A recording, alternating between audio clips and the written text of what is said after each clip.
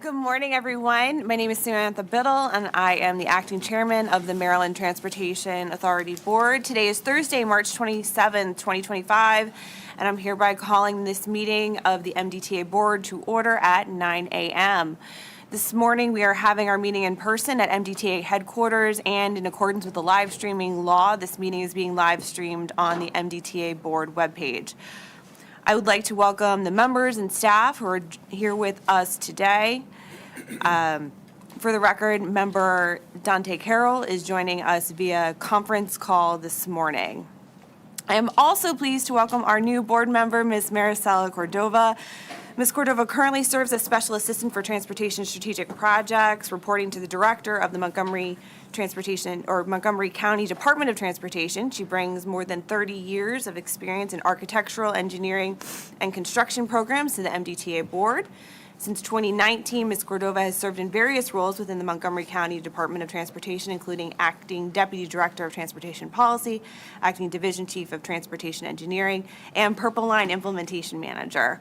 Prior to that, she was a Senior Manager of Design and Pre-Construction and Project Development with Clark Construction Group, LLC. And she's also held architectural positions at Michael Baker Jr. Incorporated and HKS Architects. Throughout her career, Ms. Cordova has demonstrated a strong commitment to public service and has consistently worked towards advancing transportation and architectural initiatives that positively impact communities. So, Ms. Cordova and Maricela, we're so pleased for you to be here today. Welcome to the board. We are honored to have you as a member. I'm honored to have gotten the pleasure of knowing you over the past few years, and would just open up the floor to you to say a few words. Good morning, Acting Chair Biddle, members of the board, and Executive Director Gardner. I am very happy to be here. I am very thankful for the appointment, and I really look forward to working with the team and to serving the state in this role. Thank you. Terrific. Thank you so much. As a reminder, I ask that anyone who is in the room with us this morning refrain from speaking unless you are presenting or answering a question to avoid background noise on the live stream. I'd also like to ask our members to speak loudly and clearly so those in the back of the room are able to hear you. Also, please say your name when motioning or seconding to help us with the meeting minutes. There are no members of the public, no elected officials, and no media who have pre-registered to comment at this morning's meeting. For those who are watching the meeting via live stream, we have posted the materials for today's meeting on the MDTA Board webpage so that you can follow along if you would like. So we will now begin with today's agenda. Our first agenda item this morning is an approval item of the open session meeting minutes of the February 27th, 2025 meeting. Member Ganjemi, so moved. Member Ganjami has motion approval. Is there a second? Member Ardinger, I'll second. Seconded. Any discussion? All those in favor? Aye. So approved. Thank you, Member Carroll. Our second meeting agenda item this morning are resolutions for years of service recognition. Executive Director Gardner. Thank you, Acting Chairman Biddle. It is my pleasure today to recognize two members, former members of the leadership team here at the Maryland Transportation Authority for their years of service.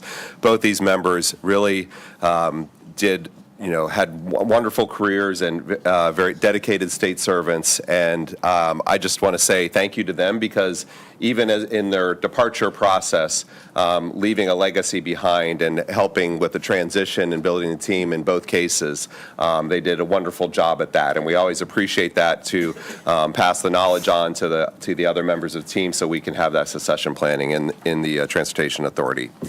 So I'm going to summarize two resolutions here that we have for our recently retired members of the team. First, Donna M. DeCerbo.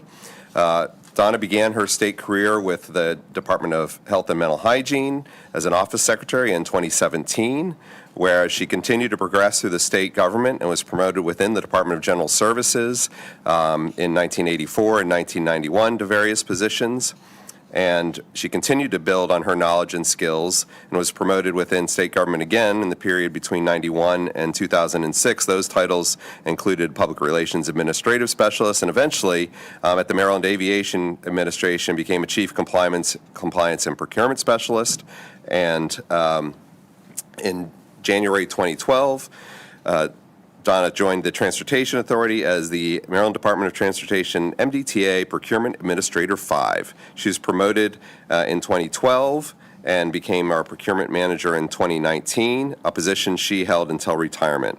And whereas she is an invaluable member of the team and her coworkers express the fact that her dedication and expertise will be sorely missed, now therefore it be resolved on the occasion of Donna DeCerbo's retirement from her distinguished career of exemplary service, the chairman and members of the Transportation Authority Board hereby express to Ms. DeCerbo their most sincere appreciation for her excellence and commitment, and be it further resolved that this resolution be entered into the minutes of the MDTA Board meeting of March 27, 2025, and a copy appropriately framed and presented to her as an expression of the Board's appreciation and esteem.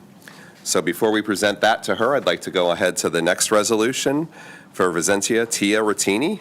Whereas Tia began her career with the state of Maryland as a Department of Transportation Administrator 3 in December of 2017, and whereas she continued to progress with the state government and became an MDOT Minority Business Enterprise Administrator 1 in March 2020. And in April 2012, she joined the Maryland Transportation Authority as an MDTA Program Manager Senior 1, a title held until her retirement. Whereas she is an invaluable member of the team and her coworkers express the fact that her dedication and expertise will be sorely missed, now therefore it be resolved on the occasion of Tia's retirement from her distinguished career of exemplary service, the chairman and members of the authority board hereby express to her their most sincere appreciation for her excellence and commitment, and be it further resolved that this resolution be entered into the minutes of the board meeting and a copy appropriately framed and presented. So with that, we'd like to go ahead and take a brief pause and present the both to them with a picture with the board, and then we could move on to our next agenda item, if that's okay. All right. Where are the there.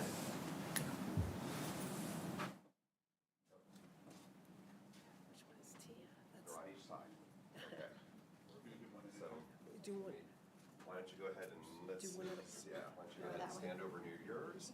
I'm going to let you bring this in, Okay. because I think we can probably get to you. You want to do Go it? ahead to the middle. Grab.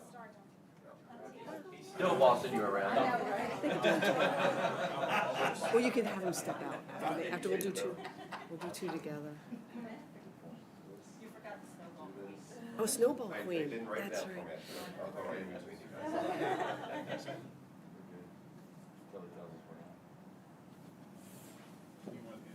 photos. Sure. All right, you step aside first. Oh, I'll go. In the middle there.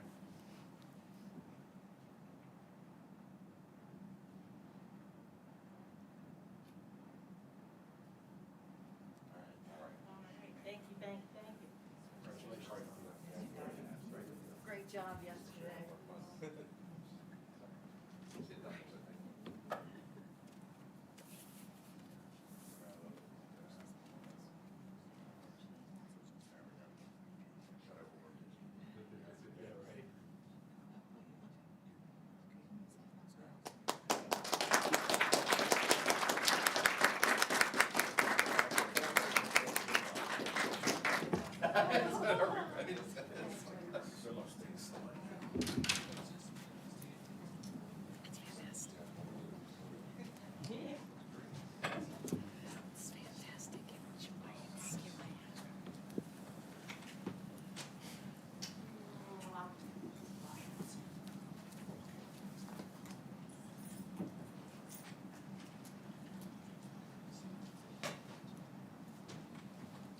Yeah, right. That is quite all right. Very important to recognize members of our team who will definitely be missed. But we will move now along to our next agenda item, which are new board committee assignments and approval item. Back to Executive Director Gardner. Thank you. Turn my mic on. With the addition of Maricela Cordova to the board, officially becoming a member, staff has developed proposed committee assignments to reflect new membership. Below, you'll find the current configuration on the first page of the memo, and then we have proposed new committee assignments. So basically, the one change is that Ms. Cordova would become a member of the Capital Committee, replacing Member Gaines. So with that, we'd seek board approval of these new committee assignments. I'll make a motion, Member Cox. Second. Second, Member Sneed. Any questions or comments? All those in favor? Aye. Aye. Thank you, Member Farrow. The motion is approved. Just real quick, Maricela, just so you know, we're on next week for the Capital Committee, so Hit the ground we'll grill you running. right away. Look I forward will to be it. ready for sure. Yes, Thank you you. will. Thank you. Member Gangemi. All right, our next agenda item is an approval item for contract awards. Mr. Davis.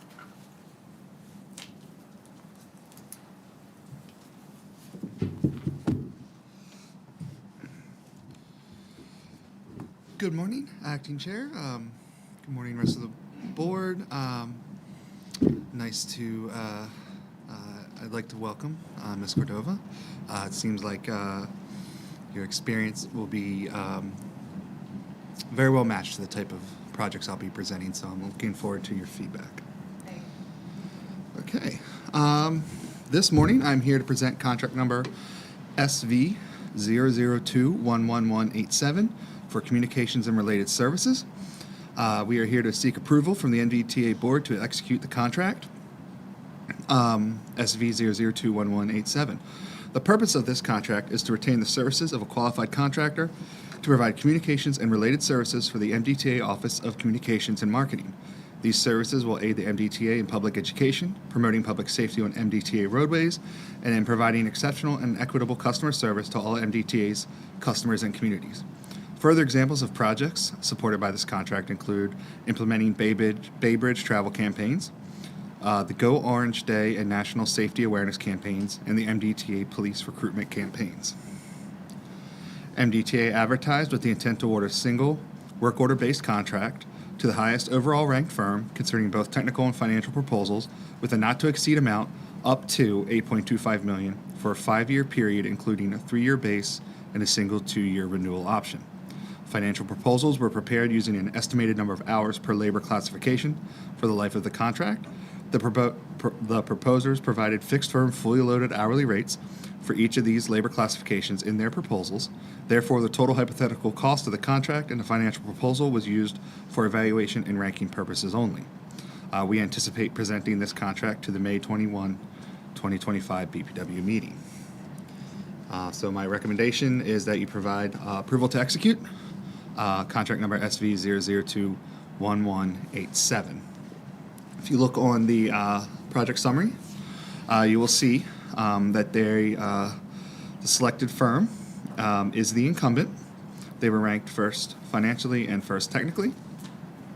The overall MBE goal of 24% and VSBE goal of 1% was met by their proposal, and we are intending to award them the full amount, the $8,250,000.00.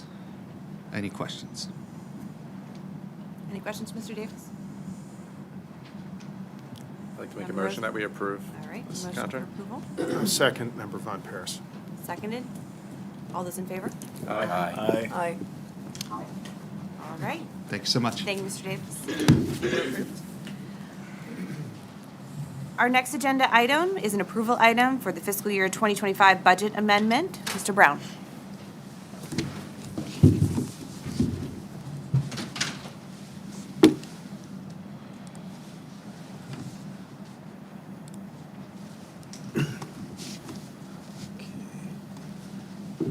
Good morning. For the record, my name is Jeffrey Brown, Budget Director for the MDTA. I'm here this morning to request approval of an amendment to the fiscal year 2025 budget of $7.3 million for the accelerated purchase of police vehicles. As a result of collective bargaining, 90 police vehicles will need to be purchased and distributed by July 1st, 2025. That will result in an increase to the budget, and the fiscal 2025 amended operating budget will total $441.4 million. This represents a $7.3 million or 1.7% increase above the previous budget.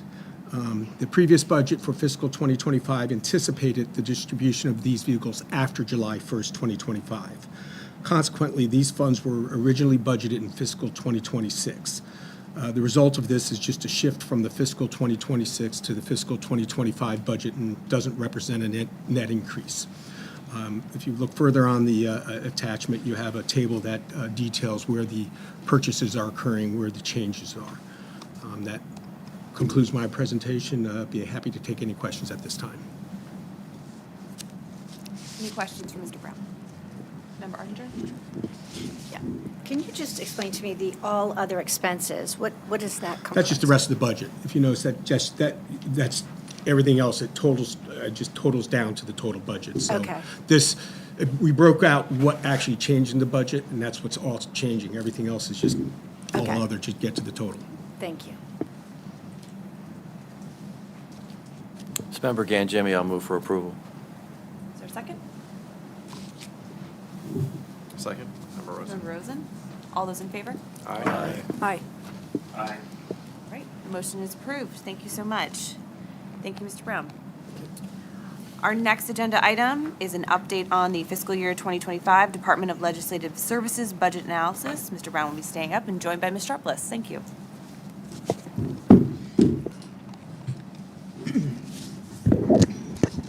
Good morning. The Department of Legislative Services, also known as DLS, prepares an annual budget analysis of the MDTA. Included in your board books is the analysis as well as MDTA's responses to questions asked by DLS.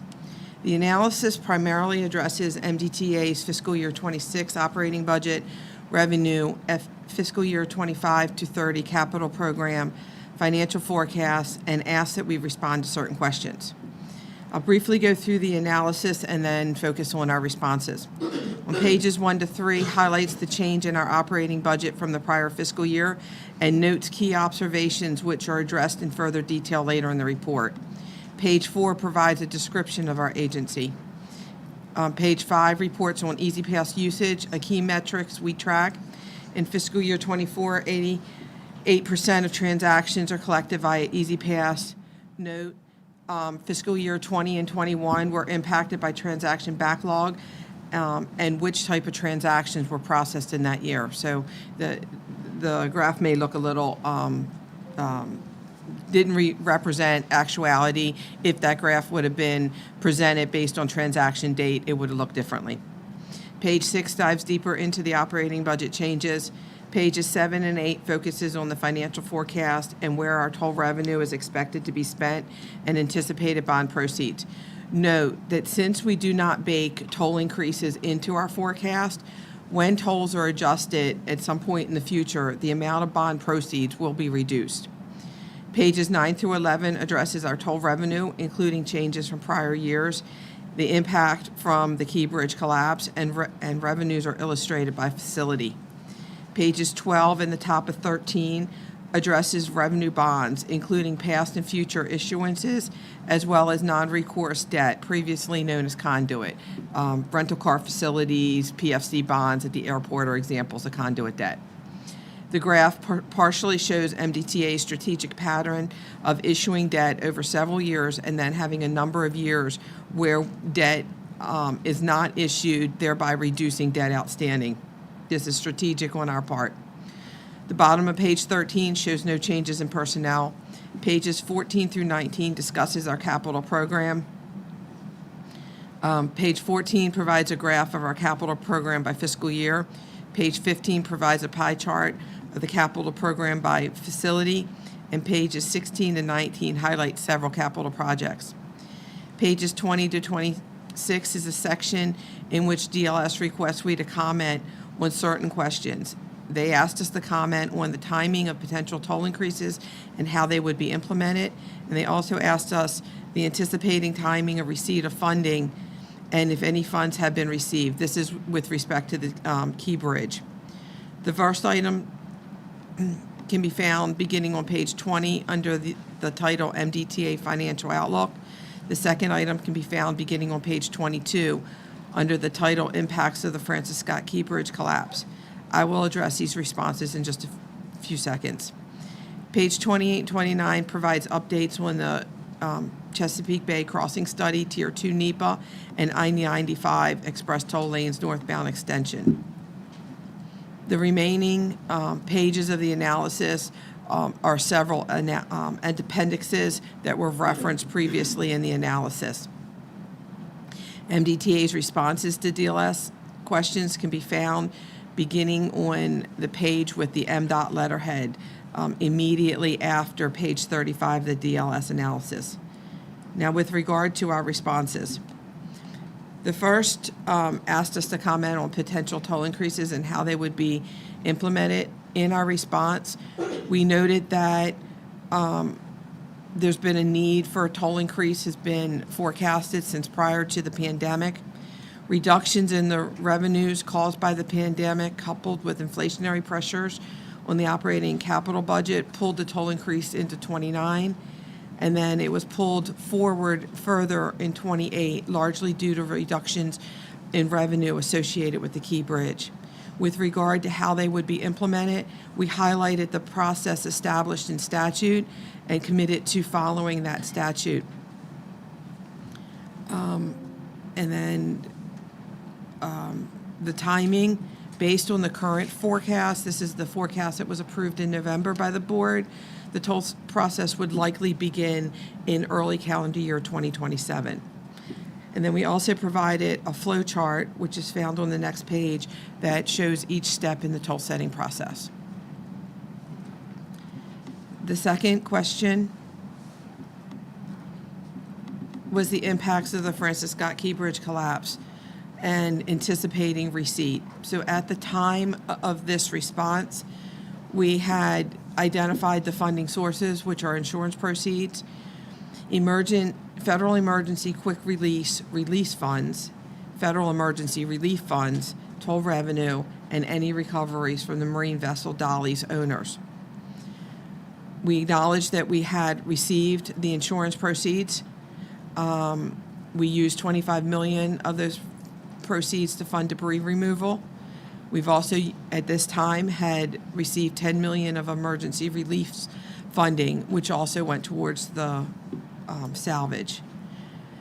The initial $60 million will be utilized, followed by the insurance proceeds, then followed by back to federal emergency relief funds. That'll be the progression of how we waterfall through the funding. So in our financial forecast that was approved by the board, we assumed a 12-month delay from when the time of expenditure to the time of reimbursement with federal funds. This is once we get to the federal emergency relief. And lastly, just the emphasis that Maryland is continuing to pursue the claim against the Dolly owners, the party solely responsible for the destruction of the Francis Scott Key Bridge. So with that, happy to answer any questions. Thank you, Deb. Member Von Paris? I do have a couple of comments, if that's okay. First of all, I want to thank the team, for assembling all this information. I know it took a lot of hard work. It's very detailed, and your timely response back to the folks that asked for it on here. So anyway, DLS, sorry. But I thought it's very helpful also, the information, seeing this information and seeing how things are going, very helpful. And I just thank you for that. It's a great effort. It says a lot about the organization and the finance team, so I wanted to thank you. Sorry I didn't get the DLS right away, so anyway. We work Thank you. closely with them. They do an excellent job summarizing the agency and asking relevant questions that we, provide comprehensive responses to. Yeah, there's a lot of material in there. It's very helpful. Thank you. Thank you, Member on Paris. Deb, other members of the team participated in 2 hearings in Annapolis covering largely the materials here back in February, and just can't thank you all enough for the preparation that went into those hearings. Very smooth and informative, so thank you for that. Any other questions for our panelists?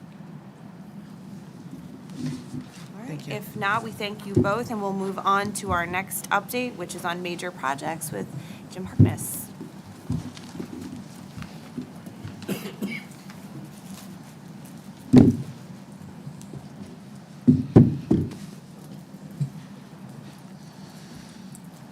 All right, good morning, everyone.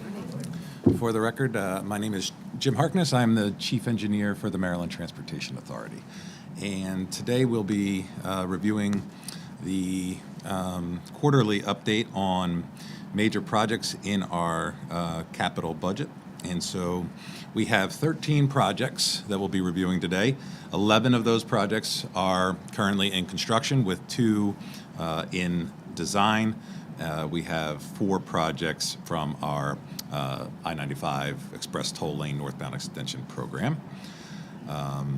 So for the first project, we'll look at MA 2257, which is the replacement electronic toll collection, 3rd generation. So our contractor, CAPSH, is supporting several of our key initiatives in the Office of Engineering and Construction. They are currently working on the Key Bridge project in coordination with our design efforts there for the FSK toll zones. So they have a task order that they're working under, and they've done some radio frequency surveys starting this month, actually. So they are in coordination with that design team to make sure that we're working and making a feasible design for the toll system for the new bridge. They're also working at the FMT. There was a truck fire incident that affected some of the toll equipment there. They are have that repaired and fully operational. They also are working on our Baltimore Harbor Tunnel project. We have a capital project a few years out that's going to remove the toll plaza there and reconfigure the interchange. So as part of that, they are relocating the toll system, so they're working on that conversion now, putting new highway speed readers up on the facility in order to collect our toll data somewhere other than the existing plazas. So those are some of the activities that the 3rd generation contractor is working on now. We can move on to the second project, KH 3009, which is one of our express toll lane project. So this is the managed lanes from 43 to 152. Obviously, we were able to open that project last December, but the contractor is still working. He's doing some closeout, punch list items on the two main structures, so the bridge over Big Gunpowder and the bridge over Little Gunpowder. They're also preparing for paving, so we're coming up on paving season, so they're going to be back out there and putting the final wearing surface in the general purpose lanes, as well as some spots in the managed lanes as well. Just want to make a comment. Thank you very much for your cooperation. I'll tell you, I'm sure Member Von Paris will say the same. The comments have been so far positive, and I want to thank you for all the cooperation. I know it's been a difficult time in the last few years, but the comments so far have been very positive. Thank you. Thank you. This is Member Von Paris. I agree with what Member Cox said. It's been overwhelming, the response, very positive to the people in the community up into Harford County, eastern Baltimore County, just very positive. I think it's a job well done, and thank you all for that. Thank you. We'll move on to the next project, which again is part of the Express Toll Lane program, so KH 3019. That was the Maryland 152 interchange reconstruction, so also able to open that up last December. That contractor is also working on just a couple of punch list items, a few things, and then they recently completed, there was a concrete island up on at the ramp terminus with 152. They had to get that in. They couldn't do that before opening. And then they also had a pipe liner that they completed that was an existing pipe, and then they did a lining on that to extend the useful life of that pipe. So we have that work was recently completed, and they should be wrapping up within the next month. And so that we'll be closing that contract out. All right. Move on to the next project, and that is the I-95 at Belvedere Road interchange, so just up the highway. We are building a new interchange, as you know, and so that contractor is out there working. They have all the permits in hand. They are actively working on the new portion of the new bridge, so they were able to pour one of the abutments. They had the pier poured. They are also working on some retaining walls, so they're advancing those. They have one of the main retaining walls on the west side of the project, a very long retaining wall. They have that fully installed, and they have the tiebacks in, and they're just finishing those, and they'll be able to kind of finish off that wall, which allows them to further construct the second abutment on the bridge. And so they are getting to the point where they're looking forward to setting steel. So we're looking to be able to be setting some of the bridge girders in May of this year. That project is on track for a completion in fall of 2026. Okay, so now on the next project, we'll move down to the Bay Bridge. This is our eastbound deck rehabilitation project. So on the design side, there was a little bit of some continued design work, and again, this is a CMAR project, so we have the contractor on board to provide us with some input and feedback, and so we were working on the link slab. So that's the portion of the project that takes the two new panels and then joins them together to make a continuous unit. So we were working on resolving some of the material issues. It's a concrete material issue. We want to be able to reopen in the morning for traffic, so we have to have concrete that reaches a certain strength in a short amount of time, and yet doesn't get too hard as it fully cures out. So it's kind of threading that needle there. We've been really working with the contractor and their concrete mix designer in order to get that right. We did a pour last week, and it looked like it was successful. So with the warmer weather coming, we look to get out there and really start hitting those link slab pours, those closure pours, hitting those hard. The contractor has been working diligently when they get the work windows, which is tough kind of in this winter season to get weather to cooperate. It's either fog or rain or wind or all of them. And so they have been making some progress. They are now over 70% complete on the installation of the deck panels. So again, we have 150 deck panels. We are around 110 deck panels installed.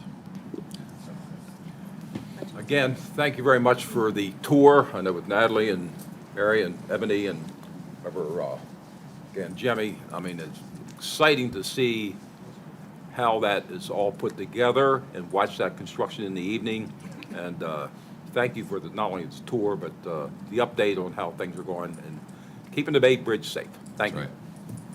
I just have one question. Yes, sir. So with the scheduling, the lane management and any lane reduction, because it's in the evening, it doesn't interfere with traffic, especially as we approach summer. Is that correct? That's correct. Okay, thank you. So we really started panel replacements about a year ago this time, and we worked through the summer last summer. So you do get less of those acceptable windows, so it's a little tighter. But the contractor, have more than 100 panels installed now, they are really efficient at it. So they get out and they do 2-3 panels a night. So with the reduced lane window, we may get 1 or 2. We may not hit that 3 over the summer, but we expect to be wrapped up by early summer on the deck panels. So we don't expect, and then I think we've done really well managing traffic, kind of on those shoulders of when we close and when we are able to reopen. Thank you. Yeah. Any other questions? All right. All right. We'll move on to HT 2709. That is our envelope and switchgear replacement at the Baltimore Harbor Tunnel ventilation buildings. So again, we are working to not only update the existing or the original switchgear, the electrical switchgear, but we are also, because of the size of that kind of equipment, we also are taking this opportunity to address the facade. So we're taking the facades off, we're reinstalling the facades, have a new louver system that allows the airflow. That should weatherproof the buildings more than the original design was able to do. And so exciting stuff. We're making good progress on that. We have completed the west side facade and louver at the Canton building, so that's this side here. You can see it if you are on Keith Avenue. We have that full west side complete with all the louvers, and that means we're going to just finish putting the actual fins in, the blades in those louvers, and then move to the north side. We're only doing one side at a time. We're allowing the contractor to work on one side at a time. So they'll fully complete that west side and then move to the north side to demo the north side. At the Fairfield vent building on the other side of the river, the south side, the side that when you're entering the tunnel portal, the side that you would see as you enter, that side is complete, 100% complete, all louvers installed, and now we've moved to the west side on that building, and we are fully demoed, and so they will now work on prepping for the installation of those large precast facade panels. On the electrical side of things, the team is working with our integrator for the ventilation system. Capsh is our integrator. They run the Dynac system, so we're working with them to make sure we get this integration nailed down properly, and we are also prepping for the arrival of the first phase of switchgear installation. So that was a very long lead time. We ordered those probably 18 months ago, so it's been a while, and so we're getting ready and we're prepped for those to arrive. Okay. I will move to HB 3001, which is the cleaning and painting of the Hayden Bridge. The project is over 60% complete. We have an expected completion date of spring of '26. Crews are really now really in navigational span 1, which is the span closer to the Havre de Grace side. They've completed the work on the Perryville side, and they're continuing with their steel repairs when they find them, or the ones that we have already identified in the contract, and just continue, sort of mobilizing and demobilizing their containment setups as necessary as they progress down the bridge. So making good progress on that project. We can now move to KB 3005, which is the I-695 subgrade improvements at Bear Creek. So this is north of the Key Bridge outside of Trade Point Atlantic. We have shifted our maintenance of traffic. We went from we started on the inner loop. We had that closed. We've shifted to the outer loop. We've also closed a ramp that goes from 158 to the outer loop with a small detour there. We've been monitoring that. We haven't seen any real impacts from that detour, so it's been very nice, working very well. Contractor is working on driving pile to support that subgrade, and as well as starting to form up the cap that goes onto those piles. He's also working on 3 bridge back walls. So we're working a subgrade, but we're also taking advantage of that and fixing some structural issues that we had on 3 of the bridges that are in that same stretch. They will also be working on some drainage pipe clean-out and linings to extend the life of some of the drainage pipes that were out there, and they also have some spall repairs and bridge steel painting that they will be doing as well. Can move on to KB 4903, which is the Francis Scott Key Bridge Replacement Project. The contractor was able to submit a proof of concept plan to us in January, which is what you saw reflected in the reveal by Governor Moore in early February. The contractor is also responsible for wind tunnel testing. So we were able to go through the first phase of wind tunnel testing in early March. So I had the pleasure of being able to attend that testing and was able to witness it, and proud to say that we were able to kind of skinny down some of the features on the bridge that we had originally had it maybe anticipated we would need.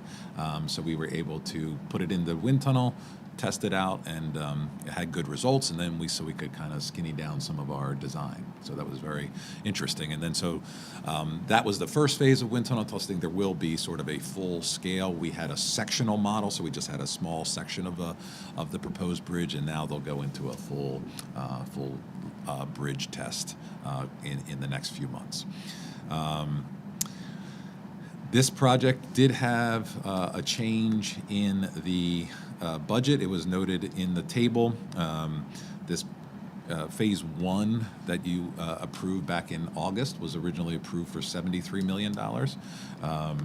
There was phase 1, we called, and as part of phase 1, there were scope items that were not included in that original one because we really needed a design builder on board in order to inform some of the information that would be needed for those phase 1 items. And so part of what we need to do for the new bridge is install, test, and run a test pile program. So in order to inform us of what that test pile program would look like, we needed our design builder. So once they got on board, they helped us out, and we have a lump sum for the test pile program. We had issued just over $10 million to the contractor to be able to purchase the long lead items. So the steel that they're going to make the piles out of takes a while, so we had to get that in. So we had a long lead item purchase there, so that was that. And then there will be another extra work order for the actual test pile program itself, to then take that material and install it, fabricate it, and install it in out there and run the tests on it, essentially. And those tests kind of, again, feed back information into our design so that we can be assured that our design assumptions are accurate, and we get all the information we can run through the design properly. Also part of that data collection is some of the geotechnical borings. So starting in January, we had teams out in the field doing pre-construction services, and that was just general surveys. We had underwater surveys, bathymetric surveys, as well as we were taking soil samples. So we were running different penetration tests in order to obtain data both in the river and on land. And that, again, that data feeds back into our design to help kind of refine the design from assumptions to data-based decisions. So that work will be continuing into next month, and then we should be wrapping that up. We also received our tidal wetlands license for the project in February. The Army Corps issued their 404 and 408 authorizations early March, and just last week, the U.S. Coast Guard issued us their bridge permit. So things are moving very well on the permitting side of this project. So appreciate the assistance of all our partners on the state and federal levels there. That's all I have for that project. Question? So just a question with regard to the piles and the additional 10 million. Is that just a timing difference, or is that's an addition to the project of $10 million? I'm sorry, can you repeat that? So for the change that you noted for the piles. Yeah.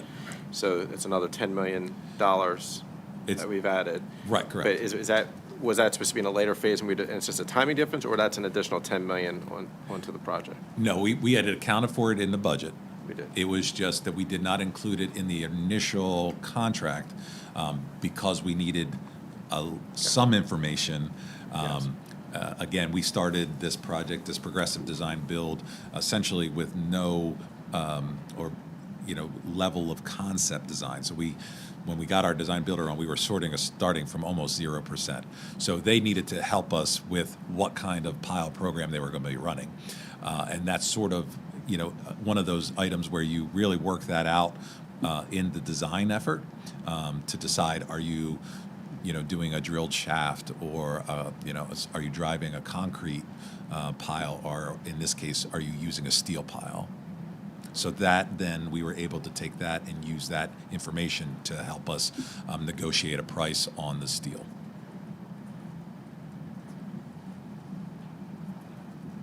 Any other questions on this item? Okay. We'll move on to KH 3020.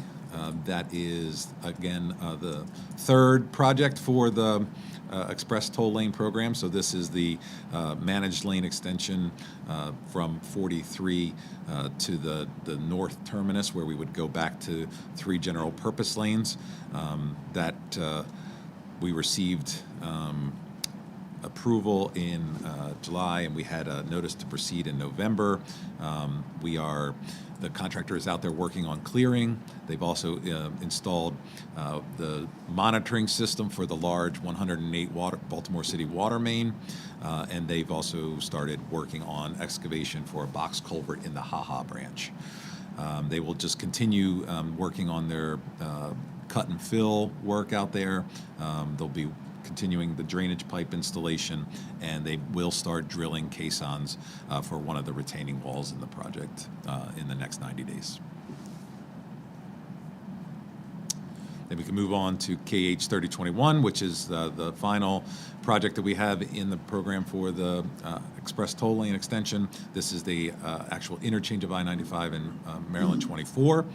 That project was given notice to proceed in November, so they were getting underway. They've continued, they have excavation for a retaining wall. They're doing some moving cut into fill, so they're moving some dirt around there at the interchange for the new ramps. They have worked on Winter's Run, which is south of the interchange, the bridge over Winter's Run on 95. They're working on the demolition of parapet and deck there for that widening. And they are driving pile in the median for the pier for the 24 bridge over 95. They were going to just continue with clearing, making way for some of that earthwork, They're going to look to set and pour concrete for that pier in the next 90 days, and they will also be forming up and installing rebar for the abutment on that bridge over 95 as well. Jim, thank you for the update. Question, north of, at the interchange at 24 north, where the widening's taking place on 24, is there any time frame on that being complete? Do you know, or you can get it to me if you don't know? There are questions on how long it'll be before that's complete. Right, so that's our project on the auxiliary lane on Maryland 24. Correct. Yes, I'll get back to you with that. Okay. But Thank you. we are on schedule for that. Thank I you. just have to get you the right finish date. Sounds good. Thank you for the question. Any other questions for Jim on this one? Okay, so that was our final project in construction. We'll move now to projects that are in design. We have KH 3046, which is the ramps at the I-95, 695 interchange. So those are ramps that are going to tie 695 into the express toll lane system for northbound. That project is nearing the end of design, so we are we just had some work to do with MDE for our permits. So we had some back and forth with that, so it's a little bit delayed in terms of being able to go to procurement. So we are, we think we have that all resolved with MDE. We're going to look to submit to our Division of Procurement in the next month or two. And so that would set us up for an advertisement on that project in late summer of this year, which would then allow us to hopefully give a contractor notice to proceed in early 2026. That project would intend to be completed by the end of 2027. And our final project is KH 3025, which is a new maintenance facility on the John F. Kennedy Highway. It's phase one. That's a phased delivery of that project. That project is essentially needed to support the toll lane extension as well as existing operations on the Kennedy Highway. And so that project, we have to do a slight revision to the entrance that we had planned for the facility onto Raphael Road. And so we're working through that. We're very close to being able to turn this over to our Division of Procurement. We look to do that in the next few months, again with a anticipated add date by the late summer, early fall, and again setting us up for hopefully a notice to proceed with a contractor in early 26. Thank you so much, Jim. Member Cordova, question. Good morning. Thank you. Thank you for the very detailed report. It's certainly very helpful, at least to me. I appreciate your description of the added scope for the Key Bridge work and the $10 million and how it's all being phased and progressed. It's certainly one of the advantages of progressive design build to be able to add on to the project as we progress easily and quickly. And you mentioned that the eastbound Bay Bridge deck replacement phase one is also a CMR contract. So those are two progressive alternative delivery projects that you mentioned. Are there any others being delivered in any alternative delivery contracts? We have the Belvedere interchange, the Belvedere Road interchange on I-95. That is also a design build. So we have three varieties of alternative delivery there. Nice. Great. Thank you. Thank you. Great question. Any other questions? Member Harris. I just have a comment regarding the Raphael Road and also the Reynolds Road emergency access. I want to thank you and Bruce and the team for their cooperation with the local fire departments in that community in answering some of their questions and assisting them so it would be easier, I guess, to navigate some of those passages. And they hold MDTA in very high regard, I can tell you, because of the cooperation, and I thank you for that. Thank you. We really appreciate, the coordination with our first responders, and it's essential to be able to maintain that during construction, so we appreciate the feedback. Any other questions or comments? All right, well, thank you, Jim, for all you're doing across the portfolio. Thank you. Moving along, we have our information technology major projects update from Mr. Goldsboro. Good morning, Madam Chairman. Good morning to the board. Great to see everyone. Welcome, Member Cordova. For the record, my name is David Goldsboro. I am Director of Information Technology for the Transportation Authority. The purpose of this memo is to give a quarterly update to MDTA's board on the major initiatives going on within information technology.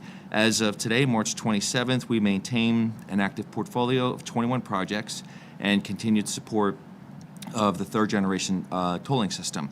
I'll be doing an update on 8 of our significant initiatives for the board, and it'll start with our HR Central conversion, which is the Salesforce system that we are using and had built about 8 or 9 years ago, converting it to the Lightning platform within the Salesforce cloud. We have completed sprints 44, 45, and 46, which are mostly around class and comp. We've got some career development things that were put into production. The one item I would say that is holding this up and getting this project closed out is getting a clean feed from the HRIS system. I believe there's a new task order that's being issued for that. Oh, sorry. Okay. And so we just need to do some cleanup. Some of the data elements that are coming over are not feeding appropriately or doing updates appropriately. So we're keeping a close eye on that, and then we will do some retesting. Our scheduling system, the next major initiative, which is the mobile check-in for what we're using at our stop-in centers. It's really all about configuration, the language that we're going to be using to allow folks to do text opt-in so that they can receive text messages when they pull in. We're testing some templates, things like that. We've actually are ahead of schedule on this, and we're anticipating to be ready around the 2025 timeframe. So that's sooner than the July, which we were originally forecasting. So good news there. The maximum enhancements, that I've retitled that was previously listed as the spatial implementation, and that was the Maximo piece that interfaces with our GIS system when we onboard our assets. So they get onboarded by engineering, and then they're brought into Maximo through that interface for preventive maintenance, ongoing work order management, things of that nature. I'm going to leave this as a placeholder because there will be several initiatives coming underneath of this enhancements project.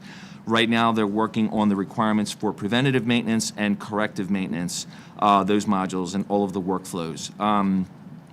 We are also looking at piloting, I believe, 10 portable laptops, tablet type devices to the field, so that way the folks, when they're out and they're doing their work orders, they can do their live updates right inside of Maximo at that time instead of coming back and doing the data entry. So I'll have more information probably in the next update. I think we're going to start with 10, probably ramp up to close to 100 to cover all of our facilities.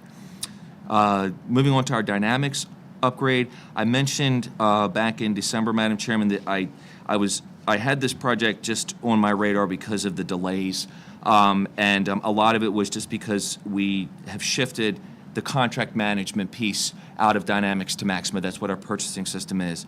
That has proven to be more tedious, but we want to take our time with it, make sure we do it right. Right now, the biggest remaining piece for Dynamics is the payroll interface.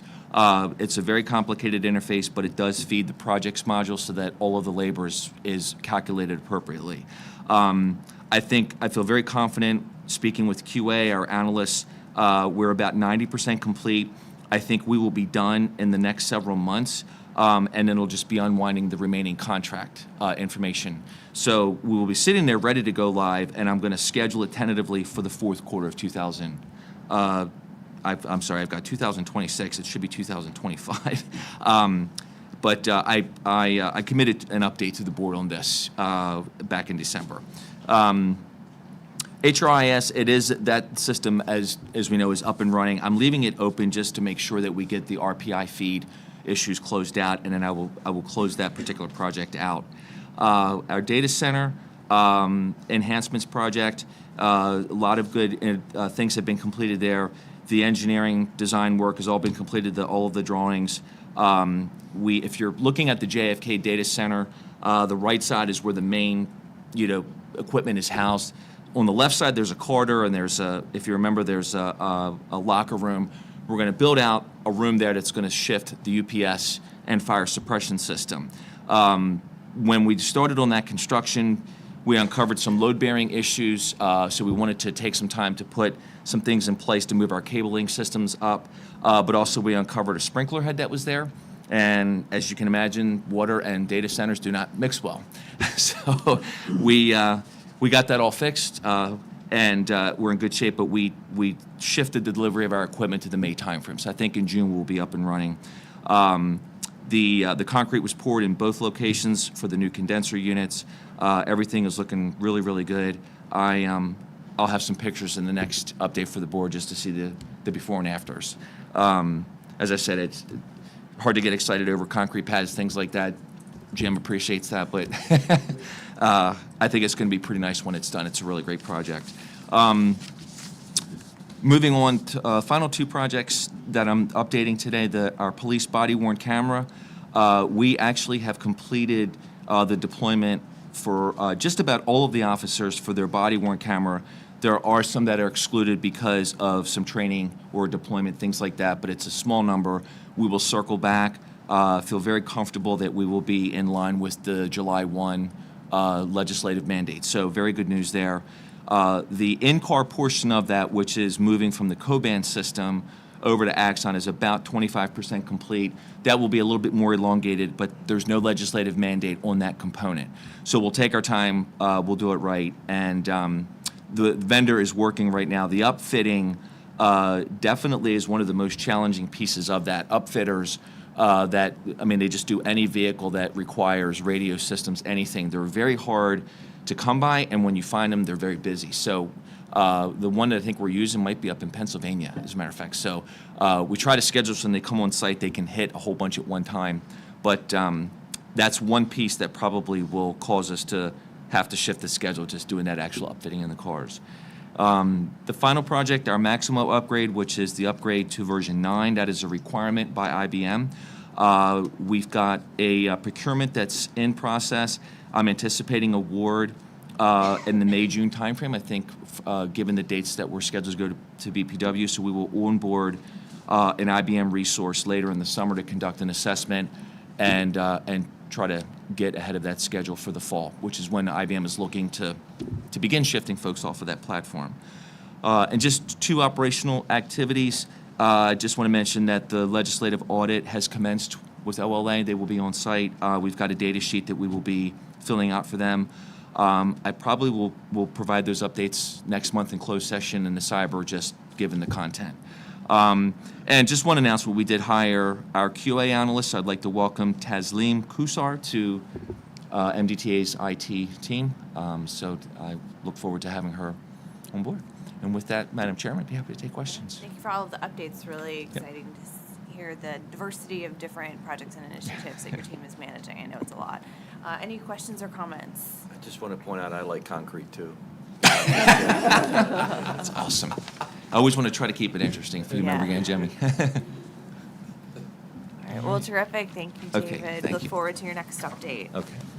We'll move on next to our civil rights fair practices and socioeconomic programs updates. Mr. Dangerfield and Ms. Ward. Thank you. Thank you, Madam Chair and members of the committee, and welcome, Member Cordova. For the record, my name is Percy Dangerfield, the Chief Administrative Officer for Maryland Transportation Authority, and we are here today to give the board an update on our socioeconomic programs. But before we do that, I have the honor of introducing one of our newest team members, sitting with me, Ms. Kadria Ward. Kadria comes to us from State Highway Administration with over 15 years of civil rights experience. We're really excited to have her on board. State Highway Administration is one of the few agencies that has a responsibility of federal and state compliance responsibility, so we're really excited. Kadria actually served as a deputy director for State Highway Administration. Now, I tried to prepare Kadria for the very intense and extremely brutal line of questioning that the board typically does to new members. But it's really hard to duplicate that in practice, so she's just going to have to wing it today. But on a more serious note, before Kadria actually moves into the presentation, our overall programs are in a really good space, particularly our DBE compliance programs, which is noted in the report out. We do still have an opportunity to improve our SBR responsibilities in achieving the statewide goal, but we are actively working with our procurement teams and our engineering teams and also other agencies to come up with different strategies to continue to improve those processes. We've done some things, since then to improve that. So having said that, I will turn the microphone over to Kadria to walk the board through our actual program. Good morning, everyone.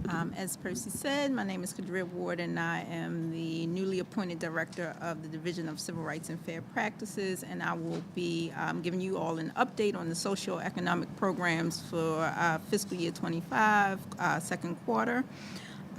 Table 1 depicts our total payments by contract for 8 of our federally funded contracts, and I will go through each of those contracts.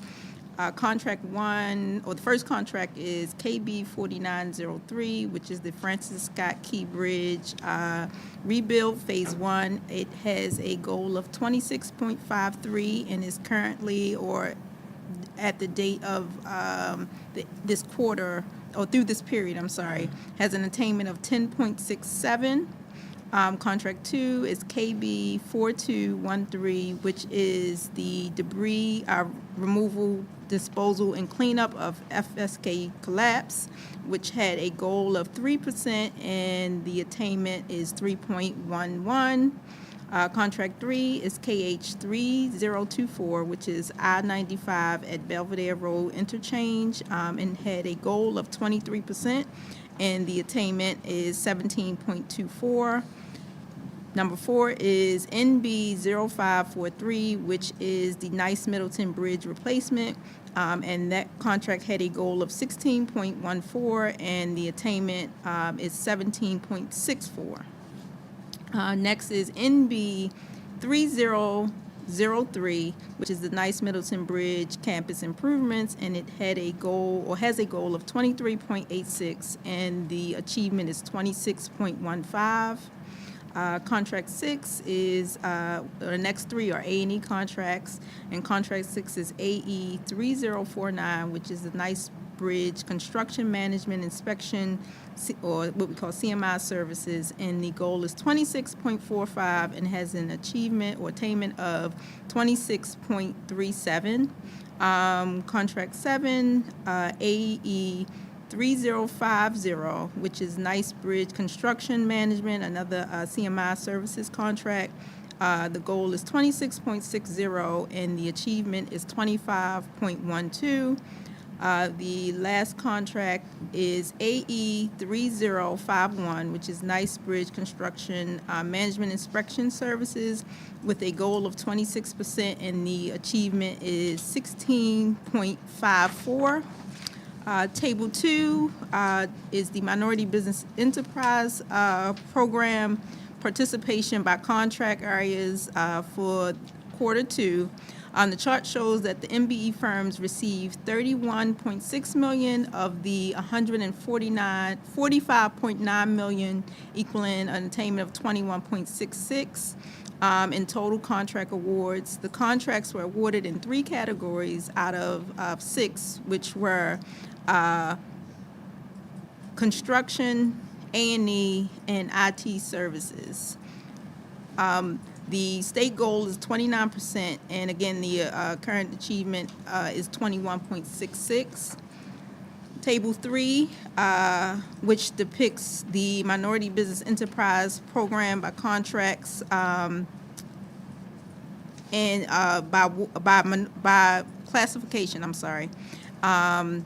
and it depicts the awards for each classification, and during this period, African-American firms received $7 million of the $149.9 million prime contracts awarded, equaling 4.86%. Asian American firms received $1.2 million, equaling 0.86%. Women-owned businesses, or women-owned firms, received $22.6 million, equaling 15.51%. Hispanic American firms received $640,000, which equal 0.44%. Going into table number 4, which is the Certified Small Businesses, or CSB, and Small Business Reserve, or SBR. It depicts the program utilization for SBR designated firms. They received $1.6 million of the $148.7 million in procurement awards during this period. Non-SBR designated awards for this quarter were over $2.2 million, and CSB/SBR awards total over $3.8 million, equaling an attainment of 2.62 for all SBR awards, both designated and non-designated. So Table 5 depicts our VSBE contract participation by contracting area.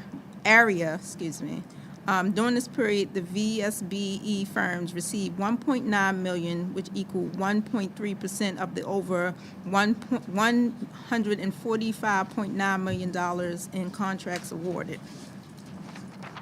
And that concludes my summary of the socioeconomic programs. Thank you, Ms. Ward.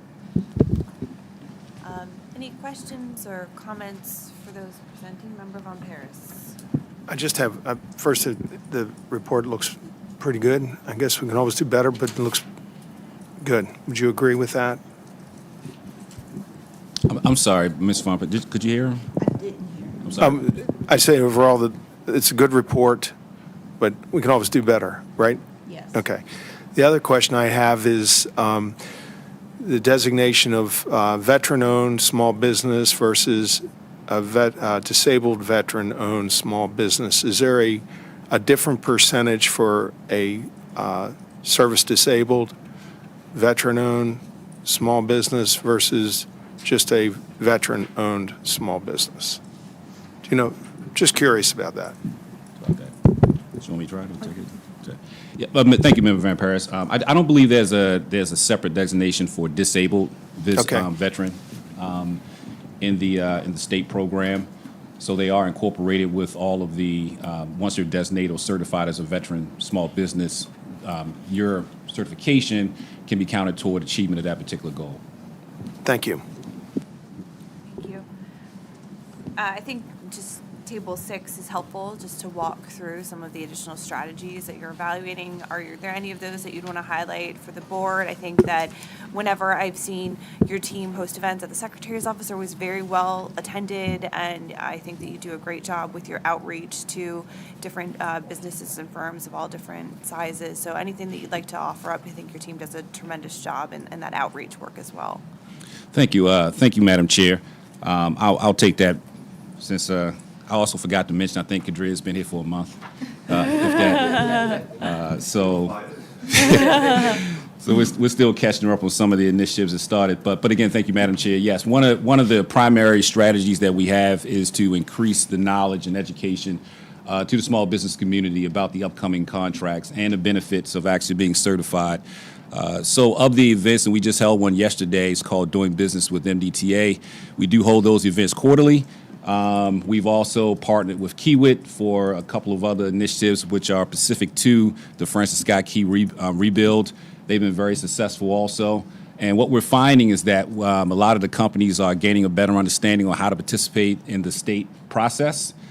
So we believe that will translate into more participation or more companies that are available to partner with prime contractors on awards moving forward. Something else that we've been working on, not only is it the outreach efforts externally, we've also been working with our internal partners. We work very closely with the Office of Procurement and also with the Office of Engineering and Construction to figure out the best ways to provide additional opportunities for companies. So that has been working really well with respect to our compliance efforts. Again, one of the things that we did talk about and we continue to look for ways to improve is our SBR numbers. Some of the challenges essentially are just the types of contracts that we award and the type of work that we award tend to be large and may not fit into the category of SBR. But we are seeing opportunities to better inform the community about the benefits of being certified as an SBR. We also have a joint project with our IT unit right now. We're looking at ways that Maximo can help us identify and categorize when we spend money on certified MBEs through credit card purchases and things of that nature. We're very hopeful that once that project is up and running, we'll be able to expand that to include certified SBRs. So that'll help our employees when they actually do work with SBRs. We'll be able to capture that spend, and it'll help our overall numbers. So, but thank you, Madam Chair. Terrific additional information. Any other questions or comments? Mr. Sneed. Thank you. Do you have special days, because it can be quite laborious to register as a DB or MB, where you have businesses come in with the forms they need and do like a one-day process where they can meet with the right staff, or is that something you cooperate maybe with other agencies on? Is that something you do? We do, and thank you, Member Sneed. Yes, so the responsibility for certifying DBEs actually lies with the Secretary's office or with MDOT. So we do partner with them, and they, in addition to that, and I do agree that, possibly that could be an appropriate strategy to have days that doesn't make it as difficult for companies to sign up. But they also come with us on our outreach events. So they're actually there when we're meeting with the community.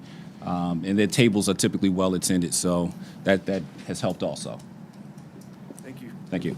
Great question as well. Any others from the group? All right, well, thank you both. Welcome, Ms. Ward, as a fellow State Highway alum. It's always nice to see people finding new pathways. Seriously, it's a great part of the department that there's all different opportunities available. Just happy the flow is back this way.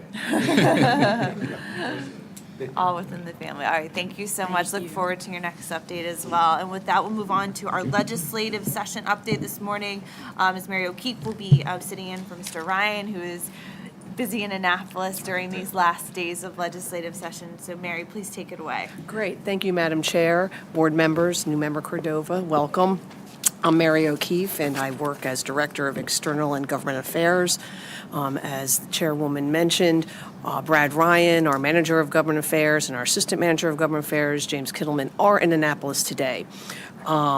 We are down to less than 2 weeks. I think it's 11 days, if I counted on all my fingers and my one toe, that we're down to. So things are starting really to progress quickly. So they are down there today. So I'd like to start the update with the bills that crossed over their chamber of origin and crossed over to the other chambers.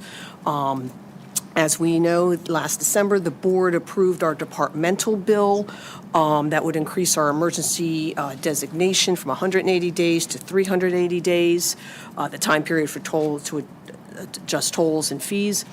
In the House, it was given HB 288, and in the Senate, it was SB 210. Bruce was down there to testify for both of those bills as they move forward. The Senate bill passed third reader back in February and had a hearing March 20th in the House E&T. We testified before that in support of that. The House bill, HB 288, passed out of the House and was referred to the Senate's Finance Committee. And just 2 days ago, it was passed second reader. So that is moving along. The Montgomery County delegation introduced legislation HB 988, and that bill was to authorize the MDTA to operate speed monitoring systems on the ICC. We did submit a letter of support in that as well. That passed third reader in the House on March 17th. It had a hearing in the Senate Judicial Proceedings Committee, again 2 days ago on 325. Delegate Stewart and Senator Sidnor introduced, respectively, HB 1465 and SB 941, which would require the MDTA to establish income-based installment plans for civil penalties and fines totaling $250 or more.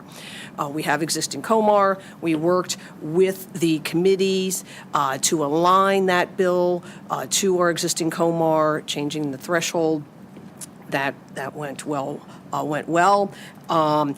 During those bills have crossed. SB 941 was on the floor. What What was the threshold changed to? 300, I'm sorry. That was the one that we had, yeah, 300. And we eliminated the income-based, so it's eligible for anyone with 300. Thank you, Member Sneed.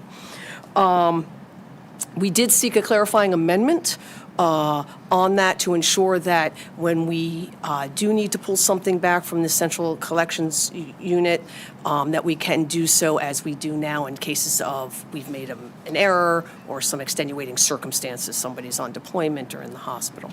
So I just, Senator Sidnor did offer an amendment to clarify that. It was adopted on second reader on the floor. HB 1465 was held over, but I just got a text from Brad that stuff is moving today. So that is moving in the right direction. I'm very happy about that. Delegate Bhandari introduced HB 1544, which would create the Maryland Law Enforcement Public Service Medal, which would be the highest state honor awarded to law enforcement officers for exceptional public service, valor, and heroism. During the committee consideration, the bill was amended to name the 5 MDTA police officers who were instrumental during our FSK collapse as the first recipients of the award. The bill passed third reader and was referred to the Senate Judicial Proceedings Committee, where it had a hearing 2 days ago as well. Now, we have some bills that did not cross over. We won't take our eyes off of them. Again, things start to move quickly in these last couple of days, so we're keeping our eyes on these as well. Delegate Grammer introduced HB 679, which would require the MDTA to design and locate entrances and exits to the new FSK bridge to ensure that someone not crossing the bridge doesn't pay a toll. We refer to this as the Broning turnaround. That did not cross over.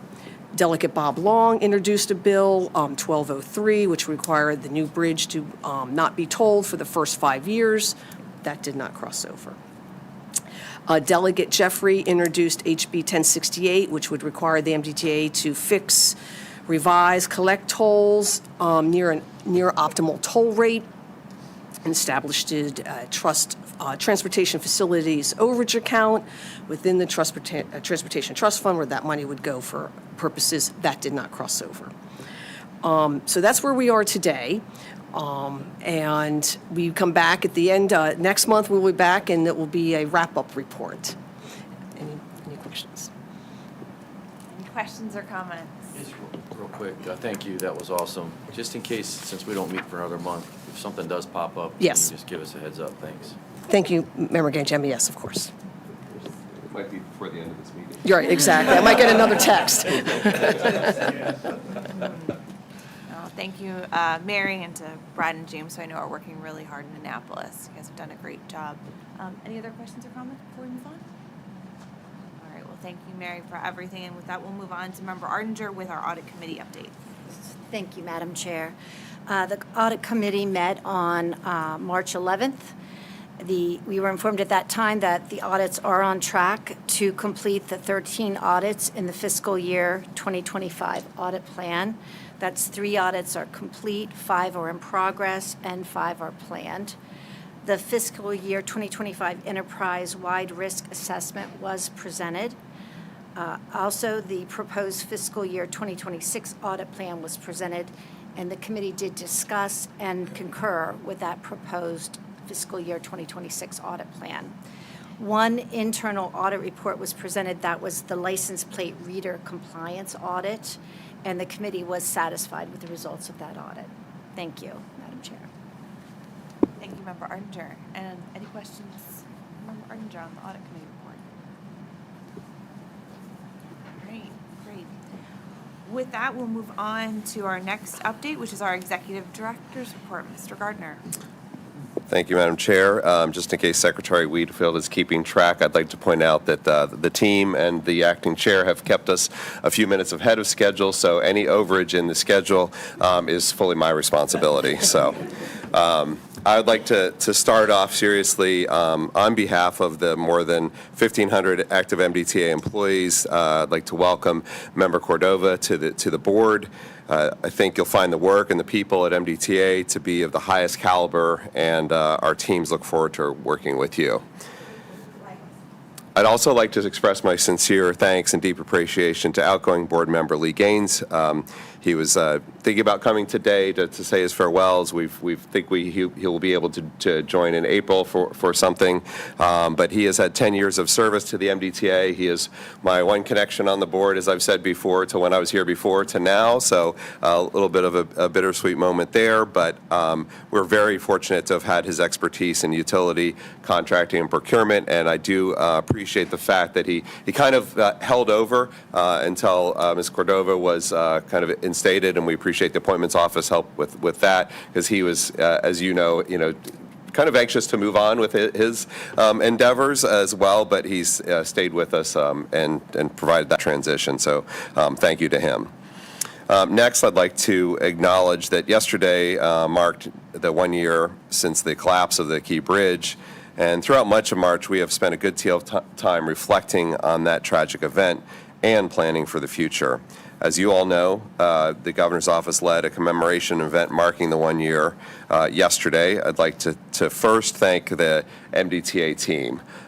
So many of them, this was led by the Governor's Office, but many of the team members who, kind of lived through those tragic moments a year ago were there to support the event yesterday, which was no small undertaking, and it was right there at the bridge on the campus. Our police officers, our operation folks, our communication staff, all really supported that event yesterday. You saw them behind the scenes, and I do appreciate the fact that they're kind of working. We'd like to acknowledge them as well, and we're looking for, a way to do that in our own way in the coming months after the event. But it was certainly a day of mixed emotions. We did remember the 6 souls lost and recall the heroism of our first responders. We look to the future with a new Key Bridge. Over the past several weeks, we have also worked with news outlets and used our own social media outlets to share recollections about the day and to provide updates on our progress with the new Key Bridge reconstruction project.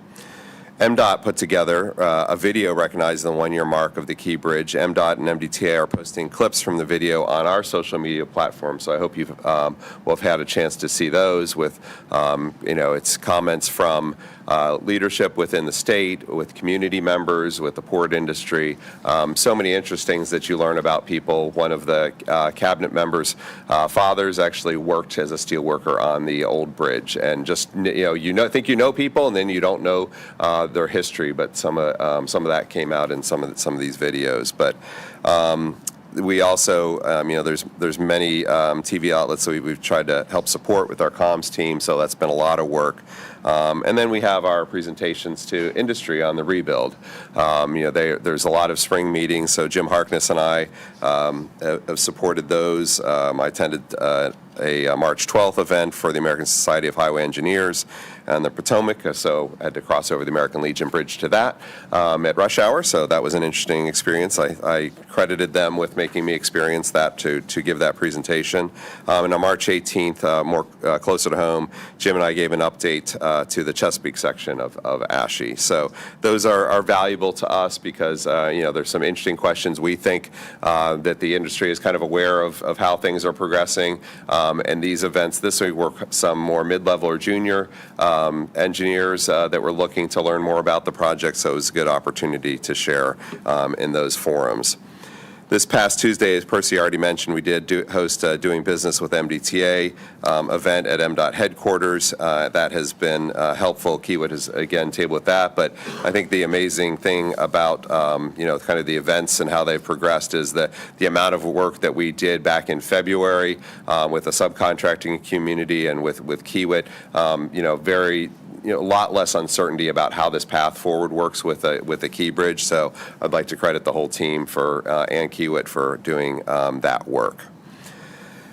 So before concluding, I would like to take a moment to comment on the other major events of the past week, specifically the release of the NTSB report related to safeguarding bridges from vessel strikes and the need for vulnerability assessments and risk reduction strategies.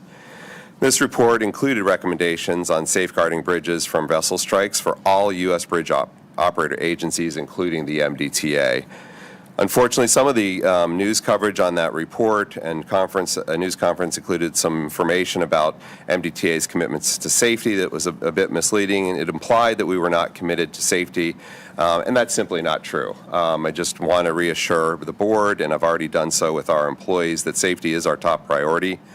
Over the last 10 years, as many of you know, the state of Maryland has spent more than $175 million on the Bay Bridge specific to safety and security, and the totaled $600 million in investment alone to ensure that the Bay Bridge roadway surfaces, superstructure, and all components withstand the test of time as we explore potential replacement of those existing spans.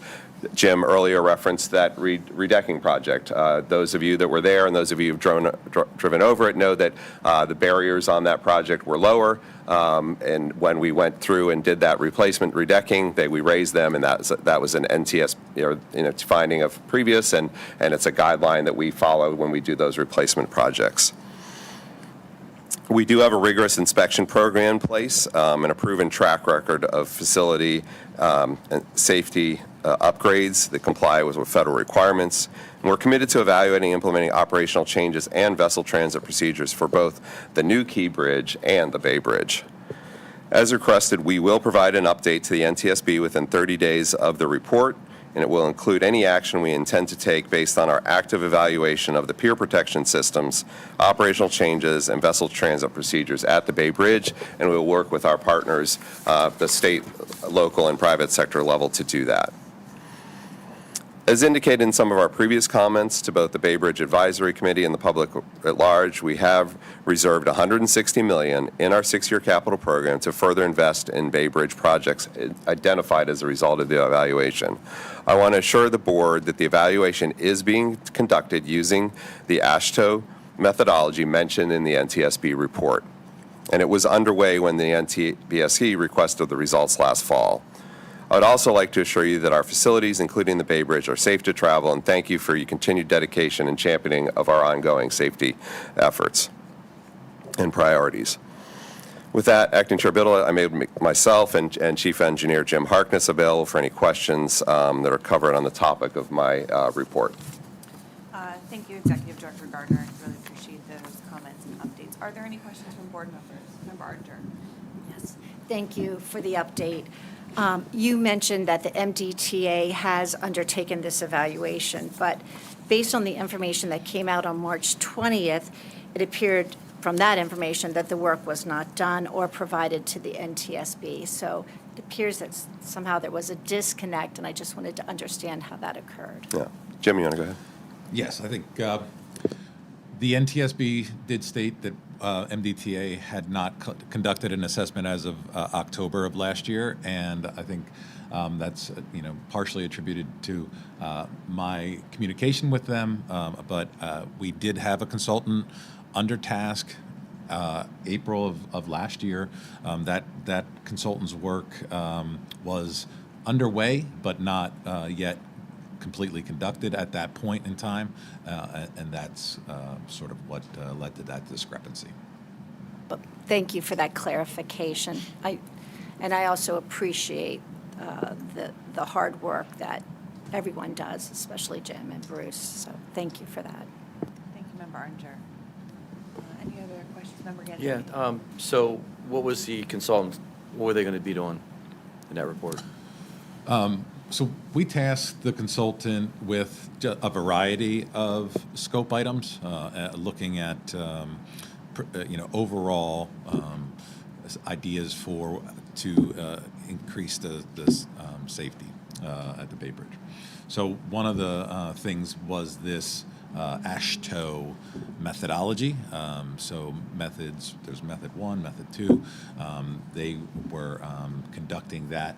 It includes a lot of data so that you could plug in information into the equations that are necessary for that risk assessment. So it's a lot of probability. So you need to get vessel data. So that's available from a third party. So they were tasked with doing that. That vessel data will include speed of the vessels, size, certain dimensions of the vessels, including their length overall, their draft. It'll give you loading characteristics. So were they loaded or were they ballasted? And then it'll also, you need to collect information on the waterway itself, current information, weather, the bathymetry, so the bottom of the river, and as well as bridge information, so kind of understanding the structural side of the bridge itself as well. Thank you, Jim. Thank you. Any other questions? Madam Chair, I know I asked a lot of questions today, but I have maybe one last question here. Do you have any insight as to what the other 30 owners of the 68 bridges are that were mentioned in the report are doing about, say, evaluations and risk remediation? So I can address that, and the chair and Jim can join in as well. But we have obviously been really focused on our responses and preparing and reacting to that report. We have started looking at what some of the other agencies are doing. The secretary and deputy secretary included Jim, Will, and I in a discussion with AASHTO yesterday to learn more, and it's still, I think we're in early days, but that is something we will definitely be doing aggressively in the next couple weeks, and we can get back to you with more details as we do that. But Acting Chair, I don't know if you want to add anything more. Certainly, I think the conversations we've been having with industry partners and with our state DOT colleagues have been, they're preliminary but have been informative today. I think one of the challenges that we're going to face, that some other states face as well, is that there are certain structures that geographically are within the state of Maryland, but we are not necessarily owners of those structures. So the state of Delaware as well has bridges that are U.S. Army Corps of Engineer bridges within their state. So we're going to be working very closely with all of those owners and partners to make sure that we're completing the necessary recommended actions from the NTSB, and we will of course keep this body informed of all of them. Yeah, I'd add that the interesting part about this particular kind of federal, or guidance, nationwide guidance, is that these waterways are very unique. So there might be one methodology that tries to, provide a standard for everything, but, it's a lot different than a standard for a Type 5 barrier versus a Type 4 barrier. You're talking about how far your existing bridge piers are apart, which is a major factor of that calculation that AASHTO does. So, even though somebody might be doing something in another passageway or river, it's not meaning that it'll be the same cost or anywhere near the same cost for another place. So we need to be considering all that as we move forward as well. And can I just, I meant risk mitigation. That was my real question there. Sure. Evaluations and risk mitigation. Yeah. So we'll be looking at all those. Thank you, Member Rob Harris. Any other questions? Member Cox. I understand that the General Assembly is considering a budget narrative as far as the Bay Bridge. Can you comment on that? Yes, well, it's kind of fluid. It is one of those, since they're basically the houses are very close to a conference committee situation. We're working with them. We want to make sure that any report out is something that we can actually accomplish in a short period of time. Then it focuses on some of the the bridges that are part of the AASHTO configuration. So it's a work in progress, but we do want to commit to them that we will give them the feedback that they need, because it's a very important topic, and frankly, it's an opportunity for education for everyone to be able to do that. So we will certainly be able to do that. Thank you for communicating with them. Thank you for your report. Thank you, Member Cox. Member Sneed. With the board accelerating the design and building of the dolphins to protect the Bay Bridge in the past year, I was just wondering if that'll interfere ultimately with the spans being designed right now for the Bay Bridge, if it is built out. So I'll let Jim get into more detail. So just to clarify for the public at large, we came out with that Phase 2 NEPA recommendation of 2 bridge replacements if we're able to replace the Bay Bridges. So that was just released last December.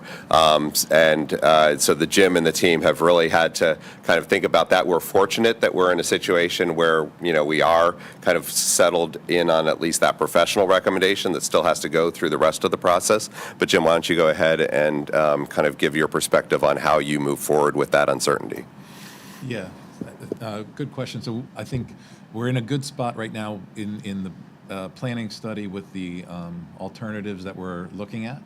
So we have a pretty good idea of where we may have a new Bay Bridge, and those spans may end up. So what we're able to do in the concept level development of the bridge protection project, we're able to kind of take into consideration where an alignment north of the bridge would likely go, an alignment south of the bridge. So we're able to look at that and then be able to work to not preclude anything under the new bridge, not unduly burden the future design with putting protections in the way, but also look at the possibility of incorporating what we do now into the protection of a new bridge. Thank you very much. Seems like you already thought of it.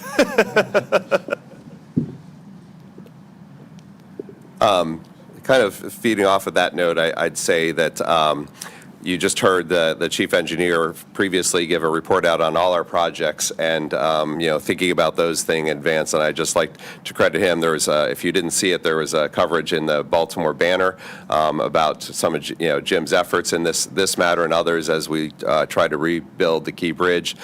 He said in that he spends 2/3 of his time on the Key Bridge, and just think about all the detail that he had on all those other projects. So I don't know if that 1/3, I think it's probably, he spends another 2/3 on those projects too, but it tells you a little bit about him.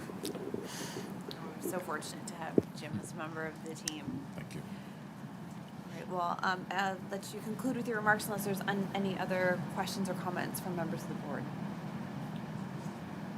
In conclusion, with April, I'd say that the biggest thing that we have upcoming is the looking forward to the conclusion of the legislative session, as I'm sure all the legislators are looking forward to the conclusion, and the governor.